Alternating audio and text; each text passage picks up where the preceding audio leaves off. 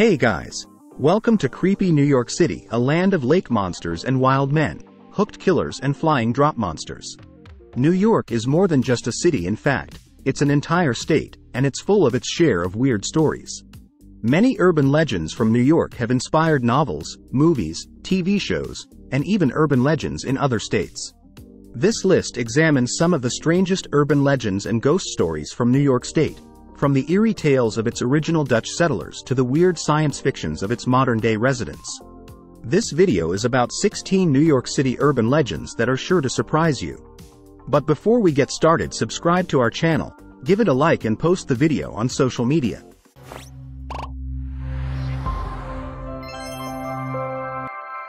Alligators in the sewers. This legend comes from 1935, after the New York Times published an article titled, "Alligator Found in Uptown Sewer." It stated that several people killed an 8-foot alligator that was caught in an open manhole on 123rd Street in Harlem. Experts believe the alligator's appearance in the sewer system could very well be real.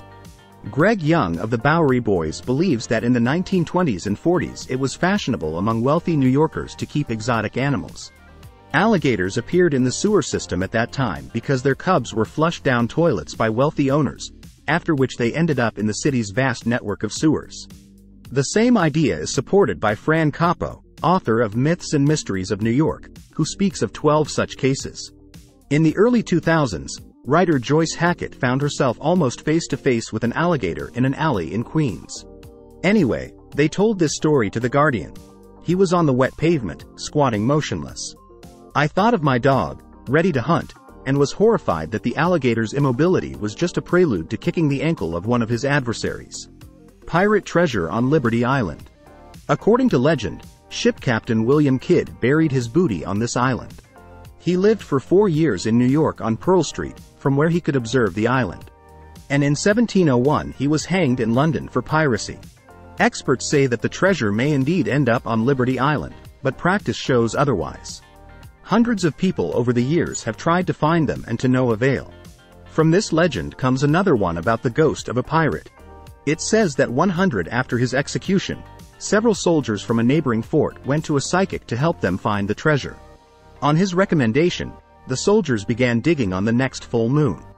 Their shovels reached the skeleton of a man, after which a ghost with a saber in his hand appeared from the hole. But there was no chest. The Empire State Building and the Bermuda Triangle. This legend is quite young. It was born in 2008. While the Bermuda Triangle has terrified sailors for centuries, disabling ships, the Empire State Building has made drivers nervous.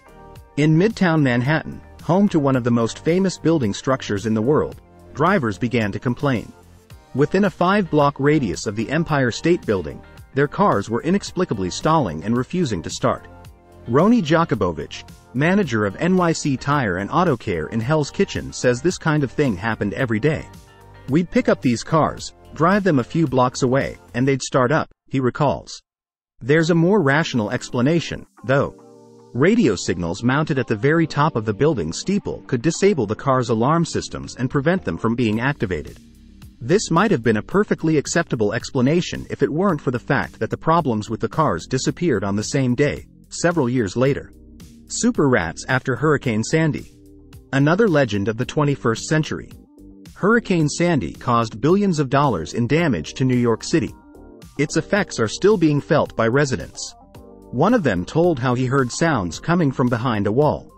It was scratching and running. Mark, as he called himself, reported how one day when he entered the kitchen, he saw a rat the size of a small cat crawling across the food shelves. He set traps, which proved ineffective.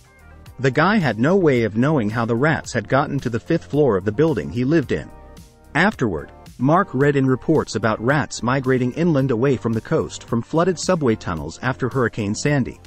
There was also a theory that the weaker rats were exterminated, and the surviving rodents raised a new generation of stronger and more resilient super rats. However, Robert Sullivan, author of Rats: Observations on the History and Habitat of the City's Most Unwanted Inhabitants, argues that the likelihood of super rats is the same as the realism of Bigfoot. Cropsey. This legend was born in the 1990s in one of New York City's boroughs, Staten Island. The legend is based on a story about the abandoned Willowbrook Psychiatric Hospital. One of the inhabitants of New York told how in the 90s he was there and saw the walls flooded with blood. The unpleasant picture was complemented by horror stories about a man named Cropsey, who went mad after the death of his son and fled into the woods, vowing revenge. There have been several child abductions in the area since, and Cropsey has become an urban legend. However, Cropsey may have a very real prototype. His name is Andrew Rand, a janitor at this mental institution. He was convicted in 1987 for the kidnapping and murder of a child on Staten Island.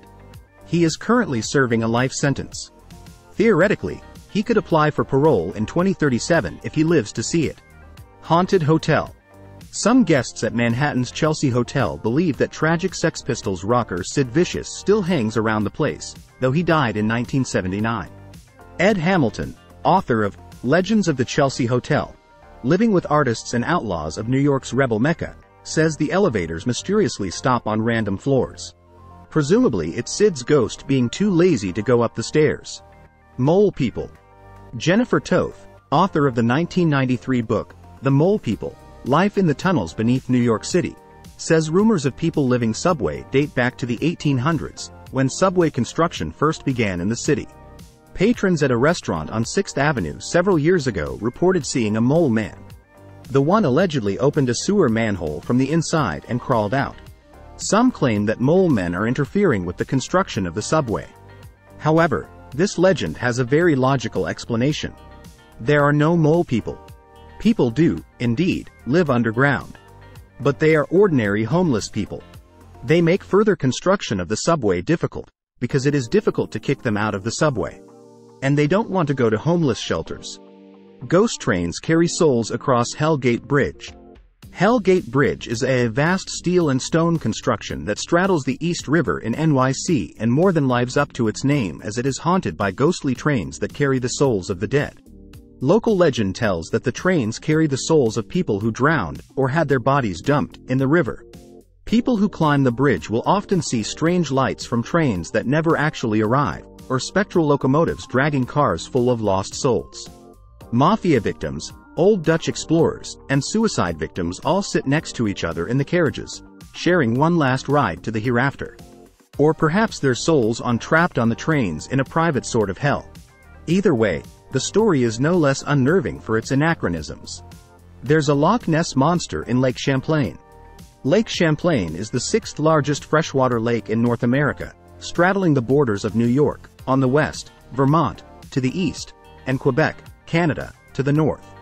Its shores are home to numerous quaint New England towns and tourist hotspots, and the region brims with a rich history stretching back to pre-European settlement. The waters of Lake Champlain are hundreds of feet deep in some places, and connected to the Atlantic Ocean through a network of rivers and smaller lakes, providing plenty of opportunities for mysterious swimming beasts to make their way into the area. And this seems to have been going for a very long time, as there is at least one monster known to be living in Lake Champlain. Local Native American cultures, including both the Abenaki and the Iroquois, shared legends of a lake monster with European explorers very early on, a creature that the Abenaki called Tataskok. The earliest recorded sighting of this beast is ascribed to none other than Samuel de Champlain himself, the man after whom the lake is named. In 1609, he reportedly witnessed a 20-foot serpent thick as a barrel and a head like a horse. Encounters with Champ, or Champy, as the monster is now called, continue to the present day. But perhaps the most famous sighting occurred in 1977 when Sandra Mancy photographed the monster while having a picnic with friends and family. In the photo, Champ looks an awful lot like his more famous colleague Nessie, the Loch Ness monster. However, it's important to note that he's been around a lot longer. Nessie was first spotted in 1933, more than 300 years after Samuel de Champlain's encounter with Champ. So, by all rights, Champ should be more famous. Montauk, NY, is a center of alien contact, mind control, and time travel experiments. If you've seen Stranger Things on Netflix, a lot of this is going to sound familiar. And there's a good reason for that. The strange things that happened, and may still be happening, at Montauk, NY, were the inspiration for Stranger Things. Montauk is a long-time center of weirdness. Its old military base, Camp Hero, now abandoned and serving as a state park, is said to have been the site of top-secret, black book experiments in the 1960s and through the 1980s that involved alien contact, psychic experiments with children, and even time travel. Most of what we know about these bizarre happenings comes from the accounts of Preston Nichols, an electrical engineer who claims he worked at the site during that period of time. According to Nichols, the facility was built to turn kidnapped children into psychic soldiers, using technology supplied from alien spacecrafts. Nichols says he interacted with at least 3 different alien species at Camp Hero, and that the research teams working there ripped a hole in space-time in 1983. No word yet on whether a kid named 11 escaped from them. Upstate New York hosts a haunted Air Force base. Plattsburgh Air Force Base, in Plattsburgh, NY, where else, has been associated with many strange occurrences over the years, but since it is no longer an active military base, its ghostly pedigree has been kicked up a notch. There are many haunted spots at the old base, including the old gym, which was once used as the base morgue, and where witnesses have heard screaming and pounding, and at the cemetery, where ghost soldiers are said to march through the night. There have also been reports of spirits reenacting battles from the French and Indian War, and a Revolutionary War-era ghost who guards the base entrance. There's even a notorious building 666, which once served as the base crematorium and now hosts a revolving door of soldierly ghosts, according to reports by some security guards. A ghost ship sails the Hudson River. Since the days of old New Amsterdam, local people in the Hudson Valley have been reporting a mysterious ship with no known flags that sails down the river, bringing violent storms in its wake. The ship often moves against the tide, and nearly always appears to be without a crew. Then, within a few hours of its passing, powerful thunderstorms rock the area. The ship's origins are unclear. Some believe it to be a remnant of the Half Moon, the ship that Henry Hudson himself piloted on his journey up the river. Others, especially the old Dutch settlers, believe it has been summoned by evil fairies to bring ruin and menace to the area's humans. Interestingly, there are no reports of the ship appearing just before Hurricane Sandy, though modern sightings do turn up from time to time. The White Lady of Rochester searches eternally for her lost children. Ladies in white are common ghost manifestations around the world, and New York State is no exception. They have one in Rochester who endlessly searches Durand Eastman Park for her missing daughter in the company of her 2 spectral dogs. The most popular version of the story says that the White Lady of Rochester is the ghost of a woman from the early 1800s whose daughter was kidnapped, raped, and murdered by a local farmer.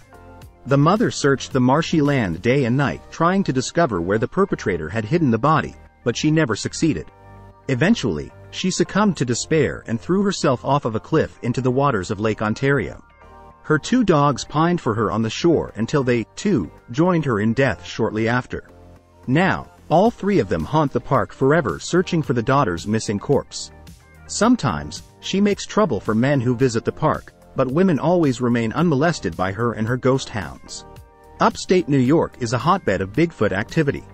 Most people associate Bigfoot with the Pacific Northwest, but in fact, there's evidence that the creatures are common in many stretches of pristine wilderness across North America, including the old forests of upstate New York that cluster around Lake Champlain in Essex and Warren counties. Many people have reported hairy wild men in the area over the decades, but one unlucky fellow encountered Bigfoot close up twice in the span of just a few years, and both run-ins with the creature were terrifying. The first happened on June 25, 1989, when Scott David Harris and 2 friends were looking for one of their brothers, who was lost in the woods late at night. Walking along a railroad track that followed Lake Champlain's shoreline, they heard awful thrashing, growling, and metal-ripping noises coming from the south bank of the trail. And whatever it was seemed to hear them, too, because the noises it was making stopped, and it came over to check them out. Harris couldn't get a good look at the creature in the dark, but as his friends ran off, he stuck around long enough to feel its breath and realize it was a huge and smelly beast. When he ran, it chased him, and only stopped its pursuit when Harris and his friends broke out of the woods and onto the nearby road. But Bigfoot wasn't done with Harris yet. A few years later, in 1993, Harris was parked on a trail near Westport, NY, with another friend, waiting for a party to start, when he saw a huge, black, hairy creature coming out of the woods and reaching for the car's rear door. Harris alerted his friend, who immediately drove away, and Harris saw the creature rear up in the car's lights with glowing red eyes. A floating blob monster haunted the woods of Kinderhook, NY. Bigfoot isn't the only forest monster in the wilds of New York. There's also a flying blob.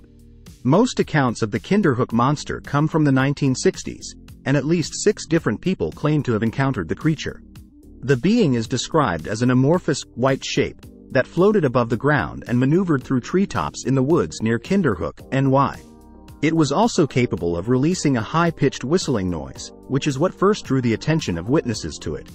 In one encounter, the blob creature watched 2 young children playing in the lake, until they noticed it peering from behind a tree, and they ran away in fear. In a second encounter, a lone hiker saw it floating down the hill towards him, and also ran in fear.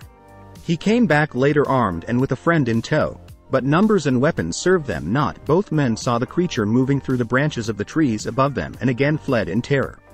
The third recorded encounter involved 2 teenaged campers, who described it as appearing as a bell-shaped white thing that was moving around outside their tent one night. Just after they spotted it, the creature fled into the woods, and it hasn't been reported since.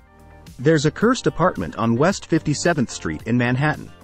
As a city of over 8 million people, New York City is replete with haunted buildings, and even just haunted parts of buildings. Take the case of the penthouse at 57 West 57th Street, for instance.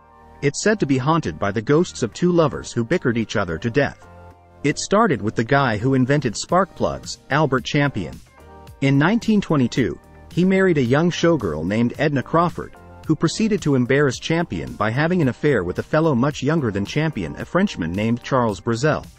Brazel allegedly murdered Champion in Paris while Crawford convinced the police that her husband had died of a heart attack.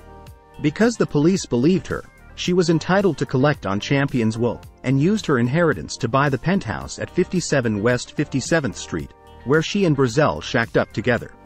But Brazel turned out to be an extremely jealous lover and often kept Crawford locked up in the penthouse. One day, he beat her to death with a telephone, after which her bodyguards threw him out of the window to his death. Of course, how Brazel was able to keep Crawford prisoner, let alone beat her to death, when she had bodyguards has never been explained. The next person to live in the penthouse was Carlton Alsop, a wealthy socialite. Alsop claimed to have heard the ghostly sounds of Crawford and Brazel arguing, and of Crawford's high heels walking around.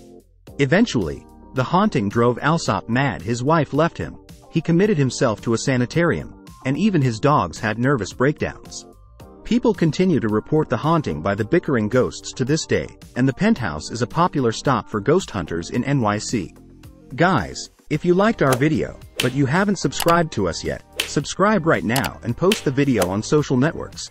There will be a lot of interesting things in the next episodes. See you soon. Bye.